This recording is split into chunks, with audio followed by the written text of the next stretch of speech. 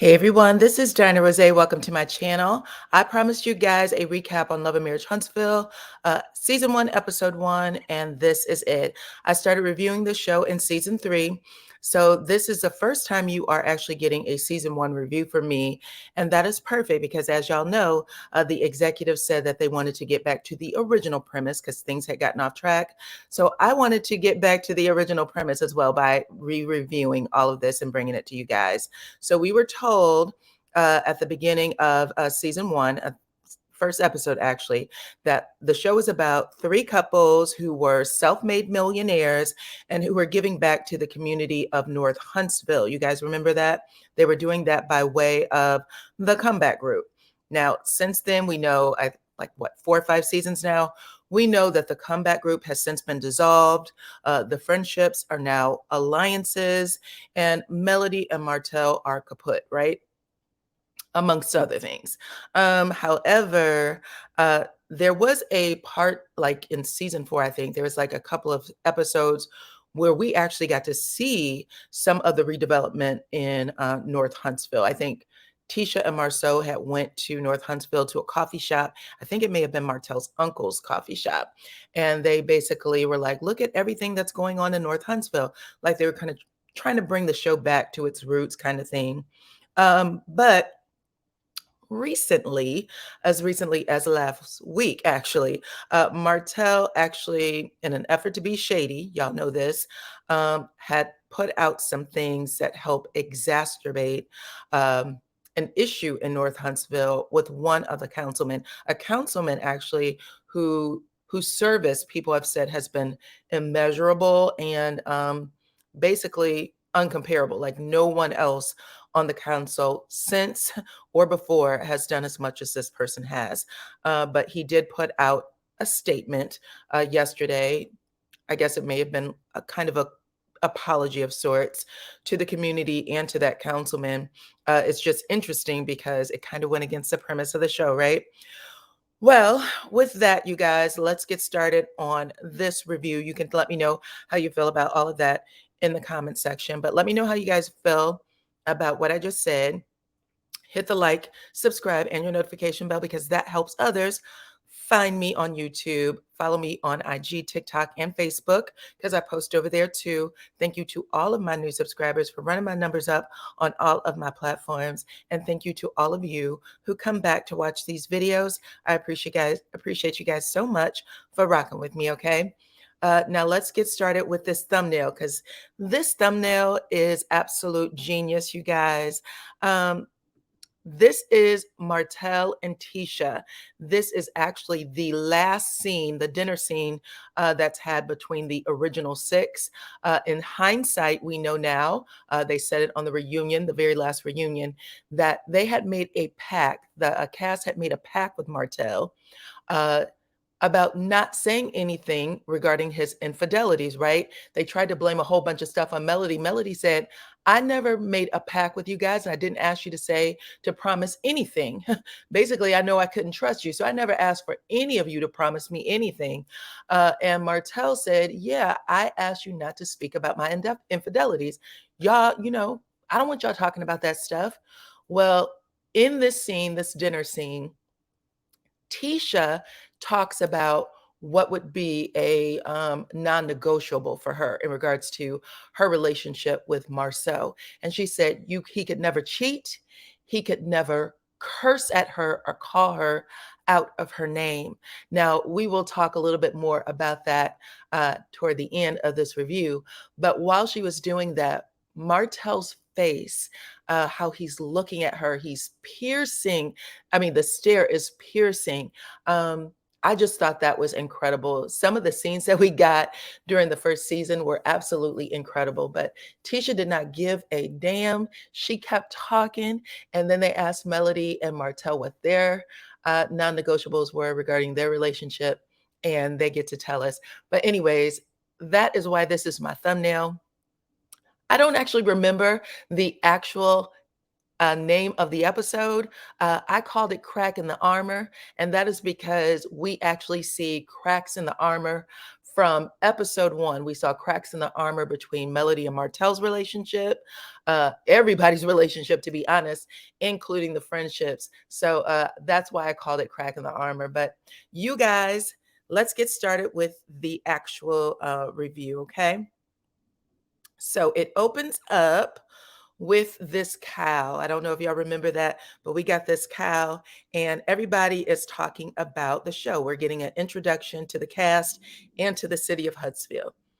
They said that the people who don't live in Huntsville, they think it is farmland and cotton fields. However, it is the exact opposite. It's Rocket City, it's NASA. They have more engineers than ATL and Nashville combined, and it's also the 4th largest housing development in the nation. Then we get Melody and Martell on screen, and as soon as they come up, you are drawn to them. I think most people were drawn to them. They seem young, vibrant, fun, really interesting. Y'all check it out. They are sitting shoulder to shoulder. There is no space between them, okay? Melody said in her confessional that whenever her and Martell are out with the kiddos, that people are constantly complimenting them, telling them that they look like a beautiful couple, a beautiful family. They have beautiful children.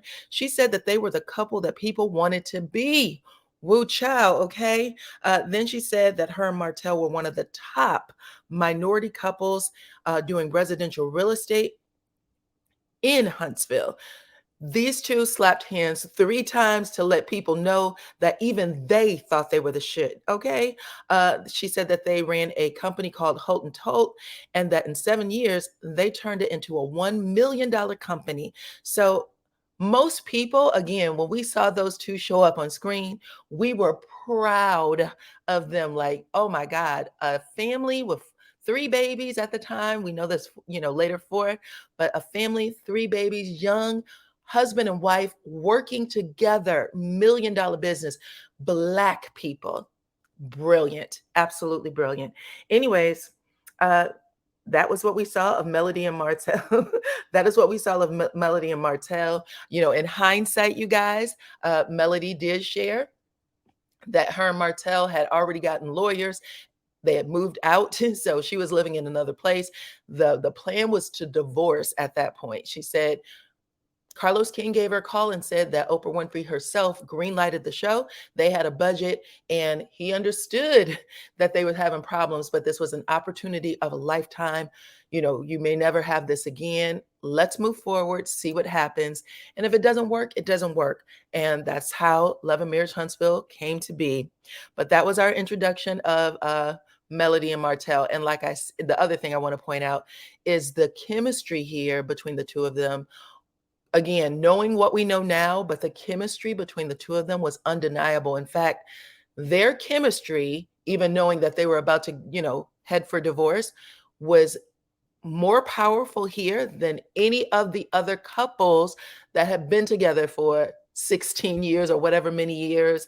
Or, I think Kimmy actually called Maurice her soulmate. She said, Maurice is my soulmate. When she was talking to Tisha after they had came back on 4th season, she was like, I know that for a fact. Martell and Melody's chemistry seemed more intense than any of the other 2 couples. Okay, that's just my feelings.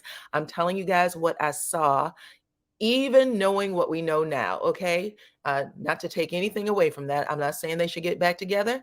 I'm just saying this is what we saw, and this is what people were drawn to when they ended up watching the show.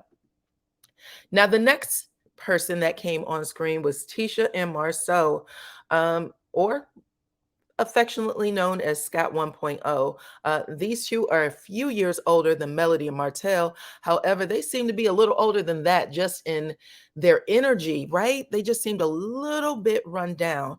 Marsau said that their business was commercial real estate. He also made it a point of saying that he makes the money and Tisha is a housewife. Tisha tried to giggle just a little bit, make light of that moment, but you knew that Marsau was actually serious when he said it. He definitely believes in marital roles, and all throughout this episode, he's definitely going to bring it back up, okay? They also seem to be taking a whole lot of digs at Melody and Martell. Tisha's like, Melody, I would never want to be Melody. Marsau said the same thing. He said something like, you like it, I love it, but I don't want no more of it. And Tisha doubled over laughing with that. They also said that the Holts had big egos. However, when you fast forward to our last season, right? Season 5, it's Tisha and Marsau who seems to have the biggest ego of everyone on the cast, with the exception of maybe Stormi, okay? Y'all let me know what y'all think about that. And the third couple that we are introduced to is Scott 2.0, Maurice and Kimmy. Now, they are the oldest of all the couples on the show.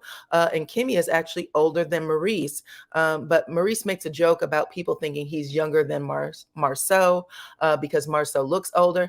And Kimmy said he's also more mature than you, okay? I thought that was hilarious.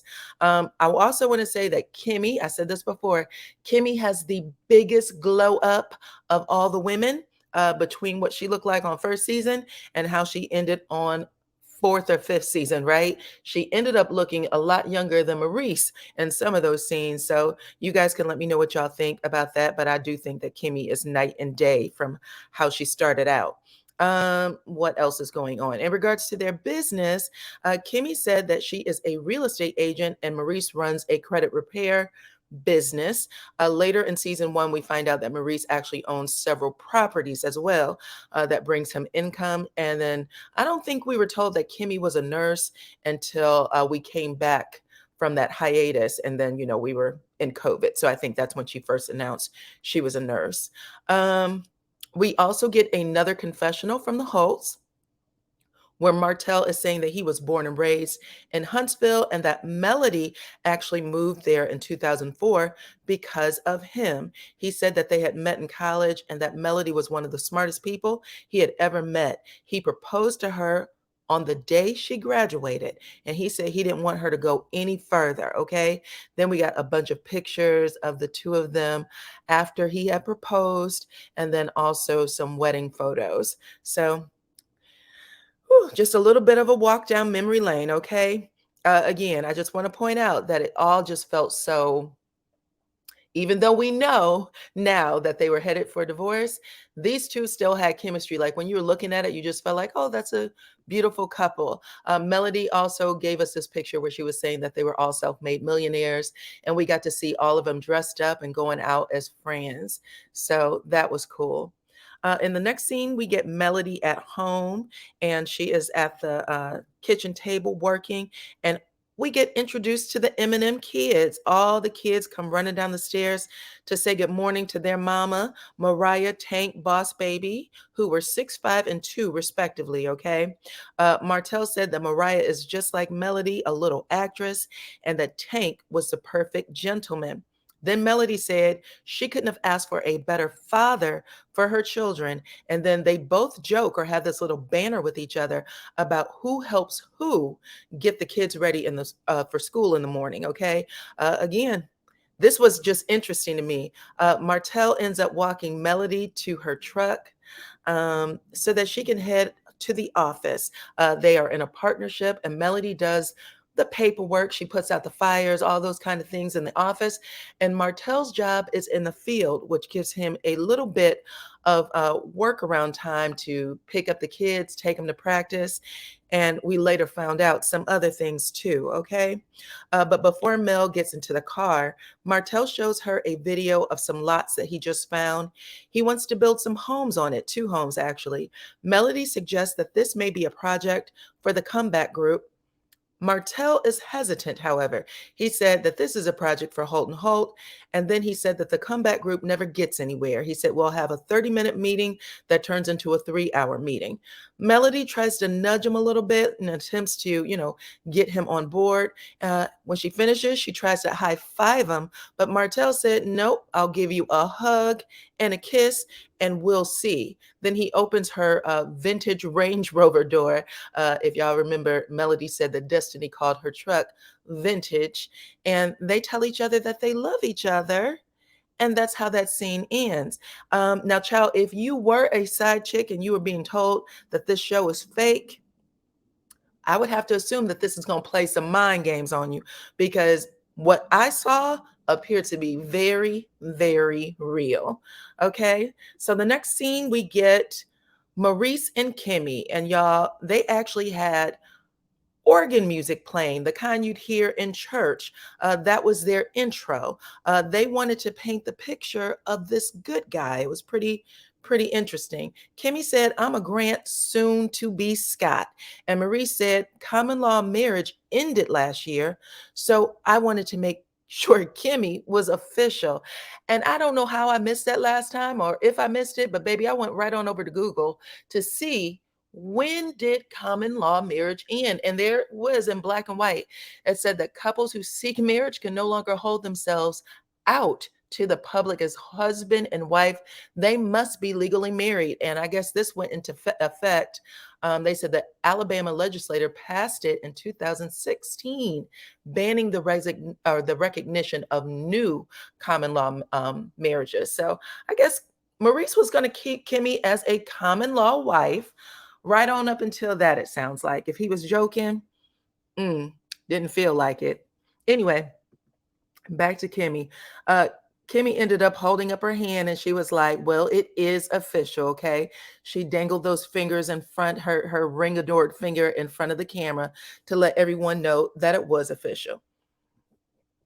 Then Melody and Martell, we get a quick sneak in of Melody and Martell where they're in confessional. And Melody said, I definitely wouldn't have waited 7 years to be proposed to, but I guess everybody's different.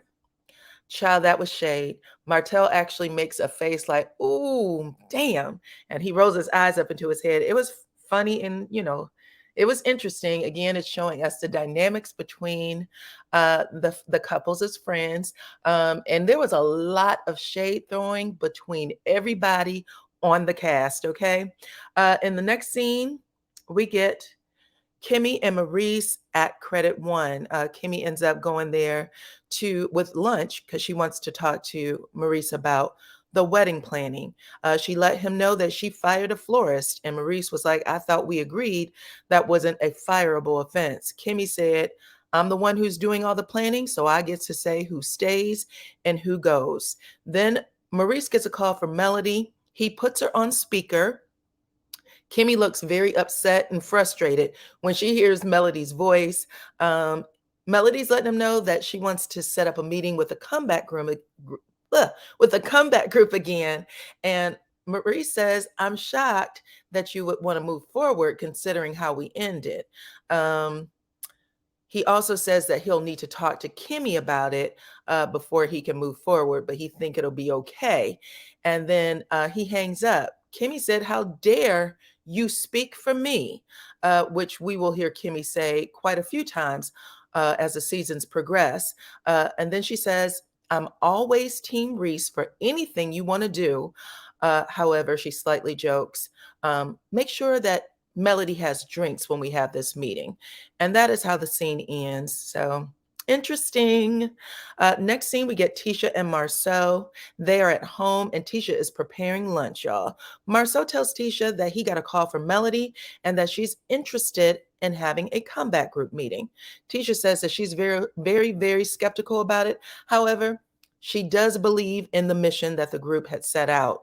Marsau ends up telling us that the reason the comeback group broke up is because he found 47 acres and took it back to the group. They had all agreed to pass on it, but he later found out that Martell and Melody ended up purchasing it, and it was after the fact. He said that was when Martell worked in Skult or worked at Skult. So it was clear at that point that Martell and Martell and Marsau, all of these M names, it's clear that Martell and Marsau are at odds with each other. And we're going to see a few more scenes that that confirms that, right?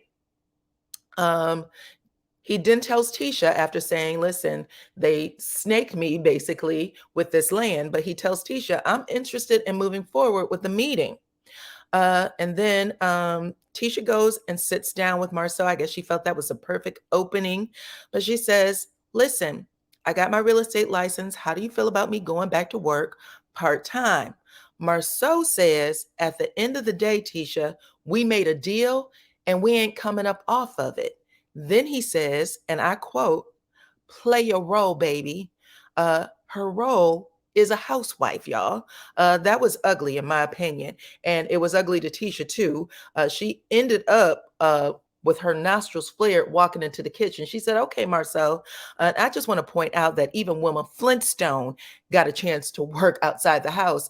And that was set in the Stone Ages, okay? Uh, but Tisha then says, Marsau, what was the point of me spending all that money if I couldn't do anything with my license? Marsau says, to me, it was just for fun. Baby, again, Marsau is a mother. You know what I'm saying, right? Anyways, Marsau says, Tisha, what do we have to do to make sure we never have this conversation again? Tisha said nothing because I'm going to just show you that I can balance both of them. Then she calls the kids down for lunch. In confessional, Marsau says that he never took Tisha getting her real estate license seriously. He said that he just thought she needed something to do. How ugly is that? All right. In the next scene, we get Melody and Martell. They go visit the lots that that Martell was talking to her about earlier that day. When Melody pulls up, uh, Martell goes and opens the door for her. He hugs her, kisses her on the cheek. They are really playing this husband and wife role well. Melody said when she decided to get back, she was all in it. And that's what it feels like. It feels like they are all in it. I'm telling you, they didn't miss a beat. But they show up first and they are looking at the land. Melody's talking about how nice it is. Martell's telling her, the properties he'd like to put on it. And then Scott 1.0 ends up showing up. Martell actually says in his confessional, he doesn't believe that the comeback group can accomplish anything. He was just like, we are just in a broken place, and I don't think we can accomplish anything. But then we see Marsau and Tisha get out of their car and they are walking up to the land, and they said basically that in order for anything to get accomplished, the Holts are going to have to put their egos aside. He then notes that the new property isn't even a quarter of what the 47 acres was, right? He said, this is a big difference. Shots fired. And Martell definitely heard it and he ignored it. He started playing with his phone, but you could kind of see him puffing up like, this is exactly why I don't want to F with you. That's the energy it was given, okay? Melody is very obviously trying to keep the peace. She's trying to keep the mood light. And you can tell that too when you go back and look at it. In confessional, Melody said that Marsau did find the land. However, the Holts thought it was a great property. She also said that the comeback group debated over whether or not to purchase it for about a year. That's when the Holts decided to move forward with purchasing the land out of fear that someone else would buy it. Melody went on to say that the Holts were the only members of the group who could afford to buy it anyway, and that was their plan from jump. She said the Holts were always going to buy the land, so it didn't matter what they felt or thought, really. But Scott 1 and 2 said that they felt the Holts went behind their back to make the purchase, and at the end of the day, that's what broke up the group. Martell then says they were not trying to go behind their back. He said, I even called Kimmy to be a realtor for the transaction. Okay, because now they are kind of debating this with each other back and forth. But Kimmy, she wanted all the smoke. Kimmy came in making faces, y'all. You can tell. Now, neither Maurice nor Marsau were making any faces. They were as cool as cucumbers. But Kimmy had a lot of energy for Martell, okay? But she basically comes at him and she said, you a lie, and you know the lie is in you. She said, I told you, how are you going to buy that land when it was Marsau that found it? And if you don't tell him, I will. Martell then says, okay, mama, which was shade. Okay. In confessional, Melody said, Kimmy sometimes come across like she is your mama, the way she talks. She said, and because she's a little bit older, child, that was hilarious. Anyways, Marsau and then says that it was, Maurice then says it was Marsau who initiated all the relationships that the Holts actually used to purchase the land. In confessional, Marsau says, when it comes to the Holts in business, I trust half of what I see and none of what I hear. However, when Melody said, yo, are y'all in or not? Everybody joined in that huddle with their hands on top of each other to say that they were absolutely in. Kimmy seemed a little bit hesitant, but Maurice said she's in, and we all know that she's Team Maurice. So there's that. So in the next scene, we get Mel at her office. She tries to call Martell a few times and it goes directly to voicemail. Melody is like, like that's interesting. Martell eventually arrives at the office, okay? And as soon as he walks in, Melody asked him, she said, listen, I tried to call you a couple of times, Martell. Martell smiles like, oh, we're not doing this on camera. But Melody said she was, okay? Melody then says, when I call you, you pick up. In confessional, she says that it frustrates her when Martell does not pick up his phone because when the two of them are together, he doesn't have any problem with answering it every time it rings. Martell says that Melody does the exact same thing. And if she has a problem with him not answering the call, then she shouldn't call back to back. Instead, send a text message. Woo child, okay? Melody tells him, I will call as many times as I want, 3 times, 5 times, 10 times. Then she holds up her left hand and says, I got a ring on it. So I will call as many times as I want, okay? That is shots fired at you know who, period. Okay, and that was the first crack we saw in the armor. Melody then asked Martell, what exactly was you doing where you couldn't answer the phone? Martell runs down a litany of things, and she's giving him a look like I don't believe any of it. Melody then says, listen, I feel a lot of stress and weight on my back from this business, and it doesn't feel like we're a team anymore. Then Melody said, when we were in the field together, we were more balanced, but now I'm putting out all the fires all of the time, Martell. Martell says, that's great because that's your role. He then says, this is how I envisioned it years ago. This is what you were supposed to be doing. Melody said, this is how you saw it. He said, yeah, this is how it was supposed to go. Melody repeats, this is how you want it to go. And Martell rolls his eyes. In confessional, Melody said, one thing I know for sure is that if it wasn't for you and I, there would be no Holt and Holt. Martell says, exactly, because it would just be Holt. And he points at himself. Then he nudges her with his elbow and laughs a little bit. But Melody said, or it wouldn't be this Holt, pointing to herself. Martell said, no, we're married. So if there's no you and I, there's only one Holt. That's me. Woo, child. Shots fired again. Martell says, if you're not feeling like we're a team, then why don't you take that beautiful suit off and we'll go back out in the field? Melody said, I'll do it. Martell said, well, I won't. Okay. We're trying to move forward and this little stuff will pass. Melody then said, well, I'll tell you what, when I call, you pick up.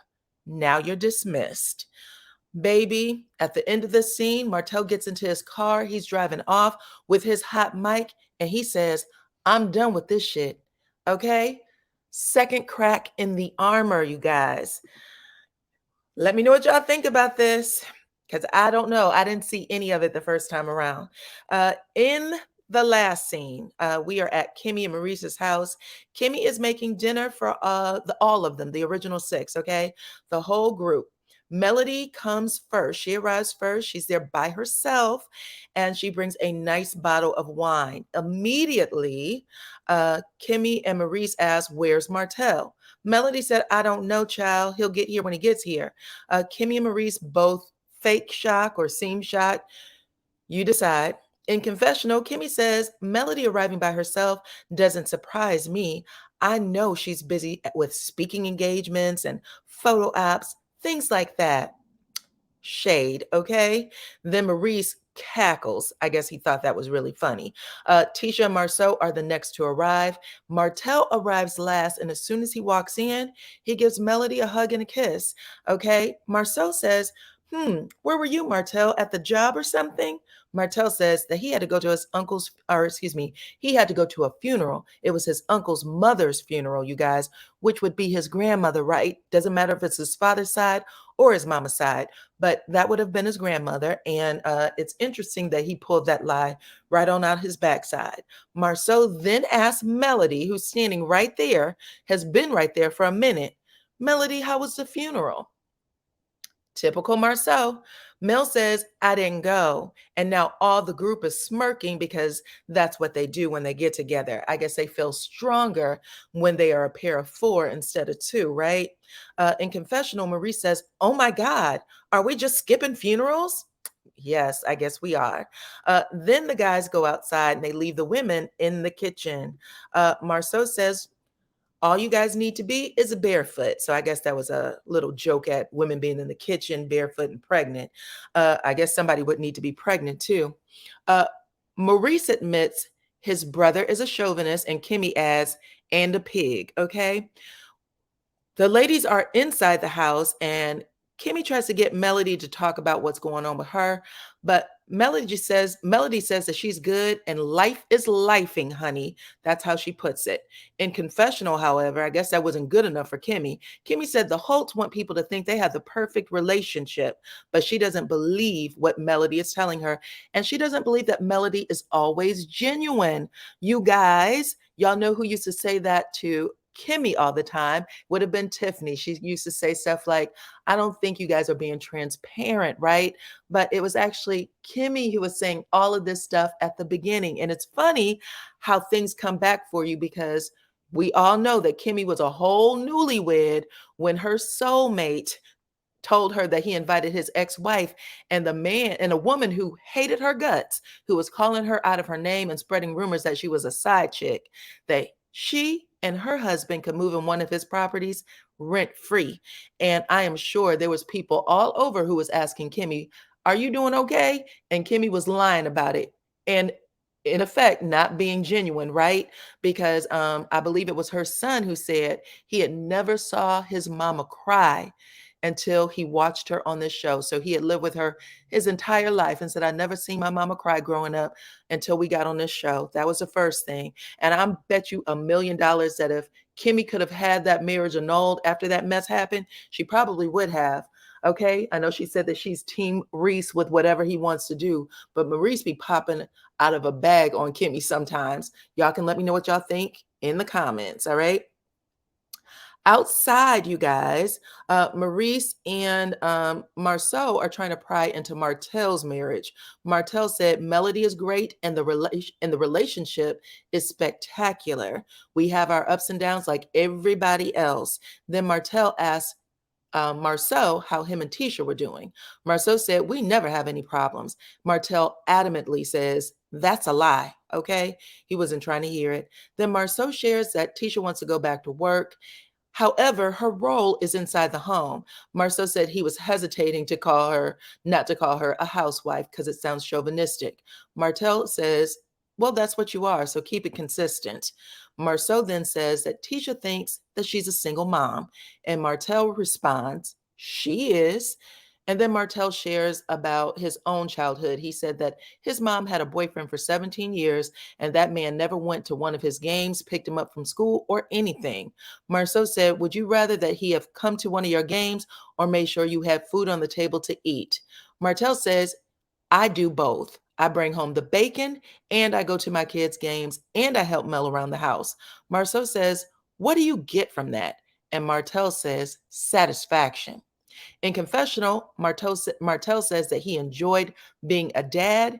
And if people want to call him a super dad or a superman, that's okay with him. Melody, who's sitting right beside him, nods and says, and you're a great friend. Child, isolation brings revelation, okay?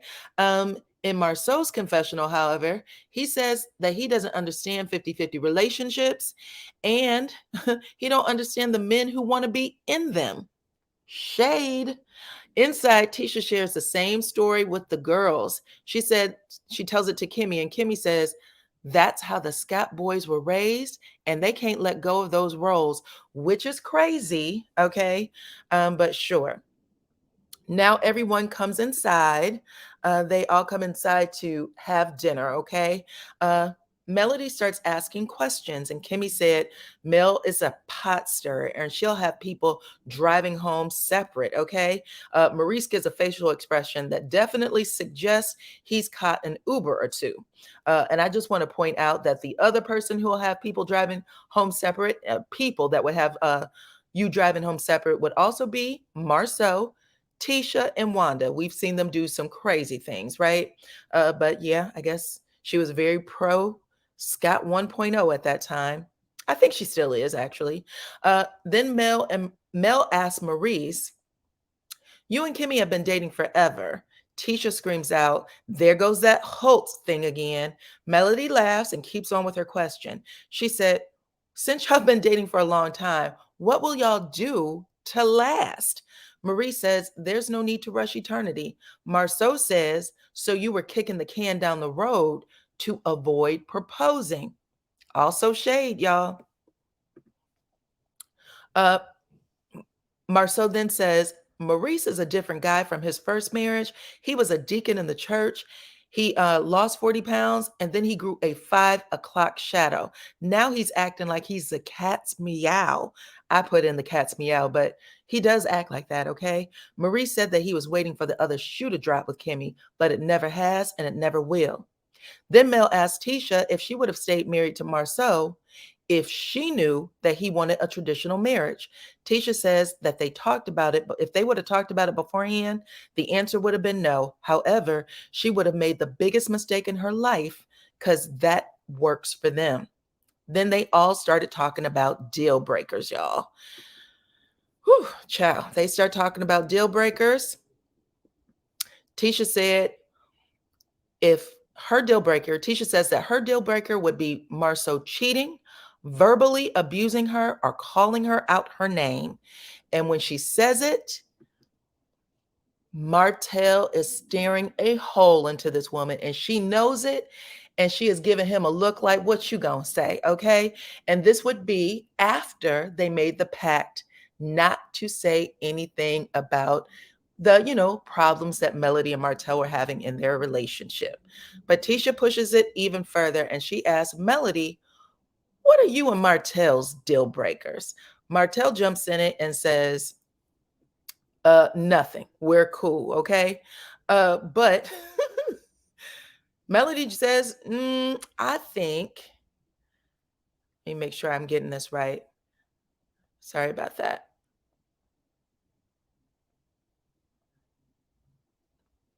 Tisha says, oh, Martell says, nothing. We don't have any. Tisha says, so Mel can slap you, right? And he says, Tisha, she has. Then Tisha said, oh, probably when you told her to shut the F up. So everything Tisha just said was a deal breaker for her. Tisha is literally laying it on the line right now. Mel has slapped you. You have cursed at her, right? Tisha was being very, very shady here. They all joke about it, including Mel. Everybody was like, ooh, that day when you told her to shut the F up, we were all shivering, think she was about to pop the hell out of you then. Martell still isn't feeling it, but Melody's taking it in stride. Then Mel says, well, let's say that Martell wanted to go out and cheat, which causes everybody to make a face because now they're like, whoa, you're not supposed to say anything. Now, mind you, again, they were all poking the bear, y'all, but this is when everybody's like, Melody, you've taken it too far. How hilarious. But she said, let's say that Martell decided to go out and cheat, and then you give him a second chance, and he continues to cheat, and he do so in a disrespectful manner. Somebody said, is there a respectful manner? She went, well, comes to find out, there is. Like when the woman you're cheating with calls you on the phone. Now, in confessional, Kimmy says that there's a rumor that's going around town that Martell is cheating. However, it hasn't been confirmed, okay? And that's basically how the scene ends, you guys. Whew. Now we all know again, just last reunion, Martell has basically been very open about all the guys cheating. He said something to the effect of, "I told y'all that I would never tell, and I never will," when they were talking about infidelities and stuff like that. So he was talking about Maurice and Marsau. So we know that all of Tisha's deal breakers have been broken. Not to mention the fact that in fourth season, she went over to Maurice's house and started crying, saying, "Your brother was talking crazy to me, and you better talk to him because I don't play that." And there's that picture of Marsau's back, allegedly, that was floating around. So it just turns out that sometimes those deal breakers really aren't necessarily deal breakers, okay? I enjoyed reviewing this episode. I'm looking forward to giving you guys part 2 of season 1. Talk to me in the comments and let me know what y'all think about all of this, okay? Let me get back on camera. Y'all talk to me on in the comments and let me know what y'all think about all of it. I am looking forward to giving you guys the second part of this review, or second episode 2 of this review, okay? And yeah, that's it. Talk to you later.